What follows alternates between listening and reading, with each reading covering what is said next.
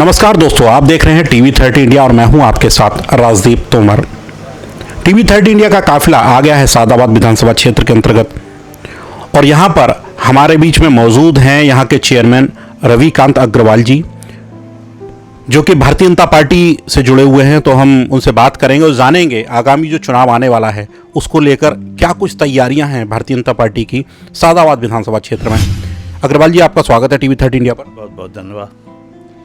अग्रवाल जी, आगे बहुत जल्द अब उत्तर प्रदेश में विधानसभा चुनाव आने वाले हैं, जिसको लेकर लगभग सभी पार्टियों ने तैयारियां अपनी प्रारंभ कर दी हैं।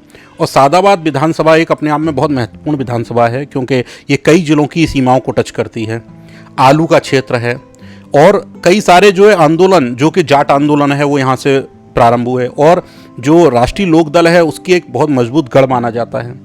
ऐसे में अब भारतीय जनता पार्टी की क्या रणनीति होगी, क्योंकि सपा और जो है रालोद का गठबंधन सामने आ रहा है, तो ये निश्चित तौर पर कहीं ना कहीं भारतीय जनता पार्टी को कुछ ना कुछ डैमेज करेगा, कहीं ना कहीं हो सकता है वोटों को खींचने में कारगर साबित होगा। तो इसमें भारतीय जनता पार्टी की क्या रणनीति हो सकती है?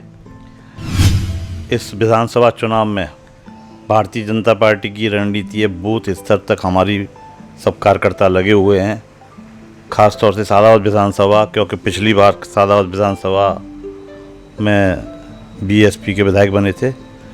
इस बार विशेष तौर से सादाबाद पर ध्यान दिया जा रहा है और सादाबाद की सीट अब के बीजेपी को ही जाएगी।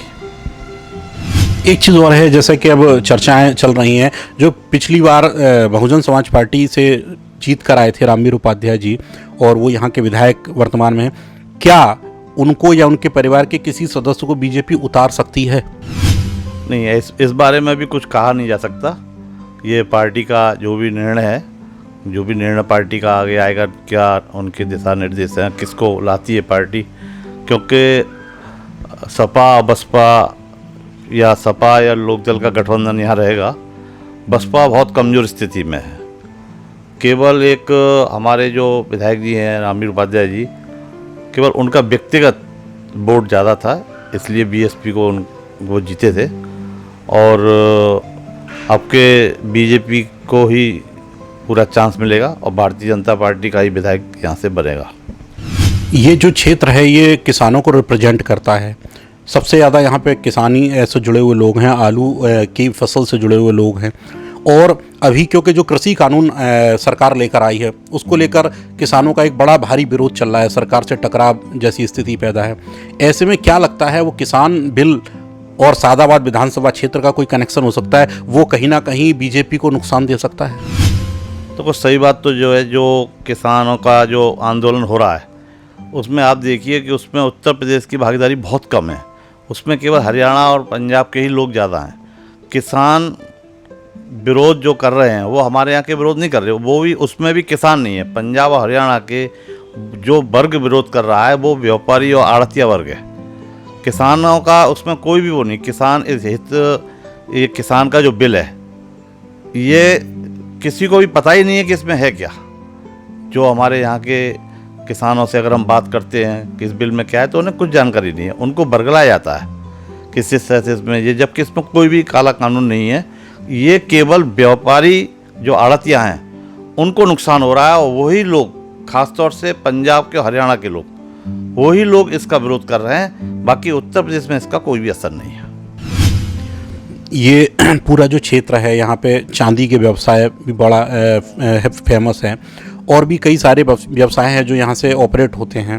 तो व्यापारी वर्ग, जो कि काफ़ी ये सुनने में आया कि व्यापारी वर्ग ने अभी इस भाजपा के शासनकाल में बहुत सारी समस्याएं झेली, तो क्या वाकई में उसका कुछ असर यहाँ पे भी देखने को मिला? क्योंकि पिछले अभी लंबे समय से कभी नोटबंदी, कभी जीएसटी, उसके बाद फिर ये कोविड का एक लंबा दौर आया, तो इससे व्यापारी वर्ग जो टूटा, उससे सरकार की तरफ से कितनी आर्थिक मदद या किस तरह की यहाँ पर मदद मिल पाई? ये तो एक वैश्विक महामारी है।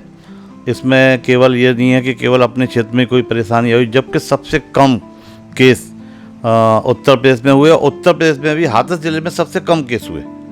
आपको मैं बताना चाहता हूँ, सादाबाद विधानसभा में सबसे कम क्षेत्र ये येलो क्षेत्र रहा। कोरोना काल में हमारे माननीय योगी जी ने बहुत इस बात पर ध्यान दिया और कोरोना काल में ठीक है व्यापारी का नुकसान हुआ, लेकिन व्यापारी, मजदूर और किसान, इसमें सबका नुकसान हुआ, क्योंकि एक वैश्विक महामारी है। इसको हमारे योगी जी ने इसको पूरा कंट्रोल किया। और रही नुकसान की बात, ये एक नुकसान हमें पहले जीवन देखना है, एक व्यापार से मतलब नहीं है, जो जीवन को भी देखना है। अगर हमारा जीवन सही है, अगर हम स्वस्थ हैं, सब बात सही है, तो आगे व्यापार तो आगे भी चलेगा। और नुकसान की बात तो ये तो जब खाली केवल यहाँ के नुकसान की मतलब नहीं है, पूरा विश्व उसको झेल रहा था। तो इसमें ऐसी कोई बात नहीं है किसान भी परेशान हुआ या मजदूर परेशान हुआ या व्यापारी परेशान हुआ, लेकिन अब वो पूरा रूटीन में आ चुका है और वो पूरी तरह से अब बिल्कुल सब सही चल रहा है। एक सवाल और है चेयरमैन साहब के ये जो क्षेत्र है यहाँ पे जाट बाहुल्य क्षेत्र है, जाट वोटरों की संख्या बहुत अधिक है और राष्ट्रीय लोकदल जो कि माना जाता है कि जाट पार्टी मानी जाती है कि जिसमें सर्वाधिक जो है जाट समाज के लोग जो है जुड़े हुए हैं। ऐसे में अब यहाँ पे क्या समस्या आने वाली, क्योंकि अगर ये जाट बाहुल्य क्षेत्र है और रालोद के हिस्से में ये सीट जाती है और ऐसा माना जा रहा है कि 80 से 85% संभावना ये है कि ये रालोद के हिस्से में ही सीट जाएगी और रालोद के हिस्से में सीट जाती है तो रालोद निश्चित तौर पर किसी न किसी अपने जाट प्रत्याशी को उतारेगी। ऐसे में क्या भारतीय जनता पार्टी किसी जाट प्रत्याशी को उतारेगी या अपने पुराने किसी प्रत्याशी को रिपीट करेगी? वैसे आपका इसमें जवाब निश्चित तौर पर केंद्रीय नेतृत्व या प्रदेश नेतृत्व की तरफ होगा, लेकिन क्योंकि ज़मीनी स्तर पर आप यहाँ पे रहते हैं, यहाँ की राजनीति से जुड़े हैं, यहाँ के व्यापारी वर्ग से जुड़े हैं, यहाँ के आम लोगों से जुड़े हैं, तो आपको क्या लगता है कि पार्टी क्या फैसला ले जो पार्टी हित में हो और जिससे यहाँ की सीट निकल कर आए? किस समाज के व्यक्ति को अगर टिकट दी जाती है तो ज़्यादा पार्टी को फ़ायदा होगा, भारतीय जनता पार्टी को? नहीं, देखो इसमें ऐसी बात नहीं है कि जाट को टिकट दी जाए।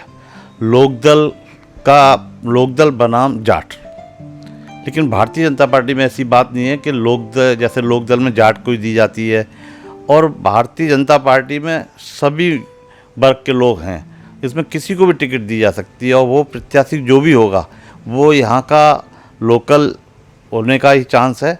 दूसरा, किसी भी वर्ग का हो सकता है, ये नहीं है कि वो केवल जाट प्रत्याशी हो तभी बीजेपी जीतेगी।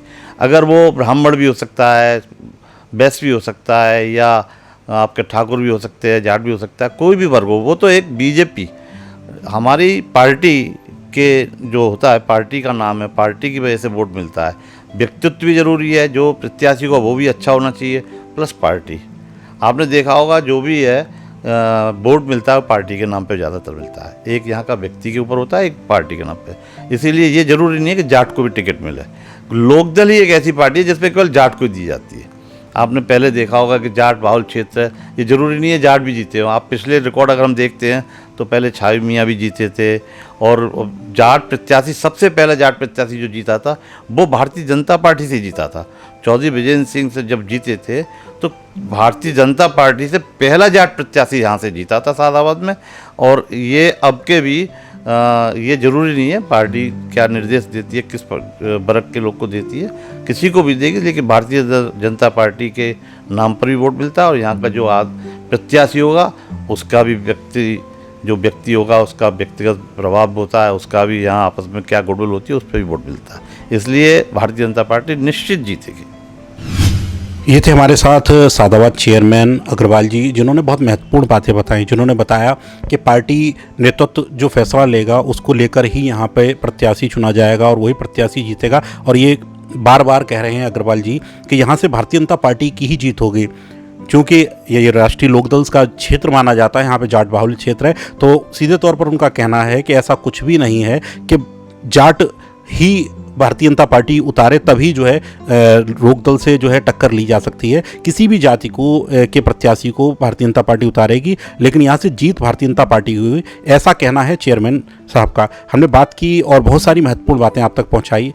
आप देखते रहे TV30 इंडिया।